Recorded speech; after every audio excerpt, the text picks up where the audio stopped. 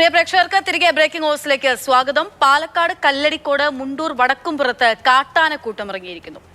ഇന്നലെ രാത്രി 10 മണിയോടുകൂടിയാണ് കാട്ടാനക്കൂട്ടം ജനവാസ മേഖലയിലെത്തിയത്. പ്രദേശത്തെ വീട്ടുകാർ ശബ്ദമുണ്ടാക്കിയാണ് കാട്ടാനയെ തുരത്തിയത്.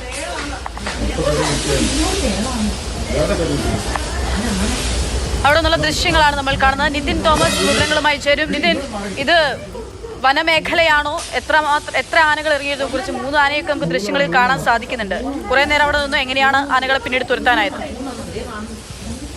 തീർച്ചയായിട്ടും ഈ മുണ്ടൂർ വടക്കുംപുറം എന്ന് പറയുന്നത് മലയോര മേഖലയോട് ചേർന്ന് കിടക്കുന്ന ഭാഗമാണ്, വനപ്രദേശമാണ്. ഈ വനപ്രദേശത്തോട് ചേർന്ന ജനവാസ മേഖലയിലാണ് ഇന്നലെ രാത്രി ഒരു 10 മണിയോട് കൂടിയിട്ട് കാട്ടാന കൂട്ടമായി എത്തിയത്.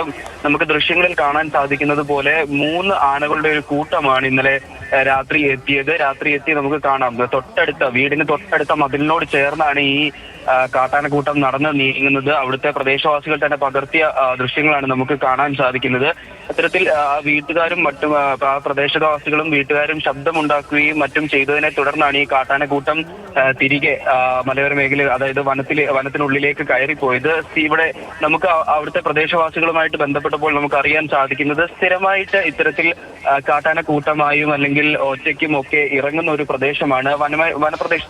വനപ്രദേശത്തോട് ചേർന്ന് കിടക്കുന്നത് കൊണ്ട് തന്നെ ഇത്തരത്തിൽ കാട്ടാന അവിടെ സ്ഥിരമായി ശല്യം തീർക്കാറുണ്ട്. പക്ഷെ ഇത്തരത്തിൽ ഈ വീടിന്റെ അടുത്തേക്ക് എത്തുമ്പോൾ, അതായത് ജനവാസ മേഖലയിൽ വീടിന്റെ തൊട്ടടുത്തുകൂടി ഇത്തരത്തിൽ നടന്നു പോകുമ്പോൾ ജനങ്ങൾ തീർച്ചയായിട്ടും അത്തരത്തിലൊരു ഭീതിയിലേക്ക് മാറുന്നുണ്ട് ഇപ്പോൾ സാഹചര്യങ്ങൾ.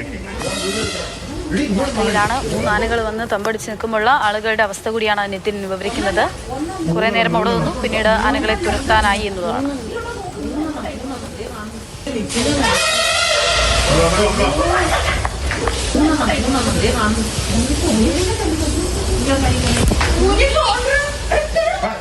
മൂന്നെണ്ണം